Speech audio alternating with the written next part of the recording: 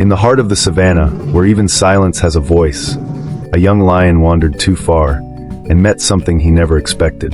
Lumo was small, scrappy, and fierce. Taught to never show weakness, he roared at the wind, pounced on shadows, and even snarled at butterflies. One morning, Lumo chased a rolling pebble beyond the tall grasses, farther than he'd ever gone. Before he knew it, he was alone, completely alone. No warm eyes of his mother, no thundering paws of his brothers. Just the wide-open world humming with strange sounds and unfamiliar scents. He growled low, a warning to anything that might be watching. "Is that your way of saying hello?" came a gentle voice. Lumo spun around and saw a tortoise. Old and wrinkled, with a shell like a cracked stone, the tortoise blinked slowly.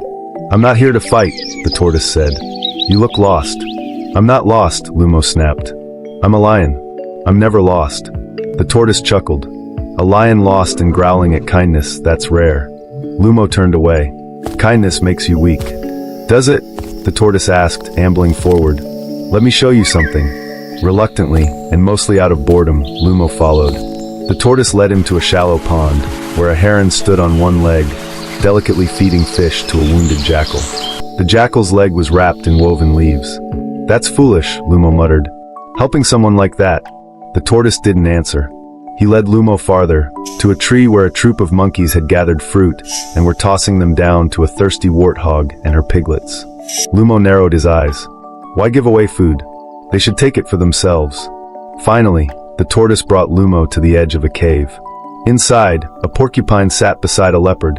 The leopard's head was low, and a thorn stuck out from its paw. The porcupine gently tugged the thorn free. "Why are they doing this?" Lumo asked. "Why help those who could hurt them?"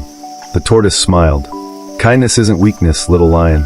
It's courage, the kind that reaches out, even when fear says to turn away." Lumo said nothing for a while. He watched the leopard nuzzle the porcupine in thanks before padding quietly into the trees. He felt something shift inside, like the wind had changed direction. That night, Lumo found a hollow log and curled up inside.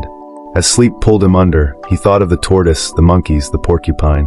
Of kindness, not as softness, but as strength. When he awoke the next morning, he followed the scent of his pride, his little heart still fierce, but now slightly open. And though he never told anyone, from that day on, Lumo sometimes shared his food with the smallest cubs. He let butterflies land on his nose without growling. And when the old tortoise passed by once more, Lumo didn't roar. He bowed his head, because the day the lion cub met kindness was the day he began to understand what it meant to be truly strong. Subscribe for uplifting stories.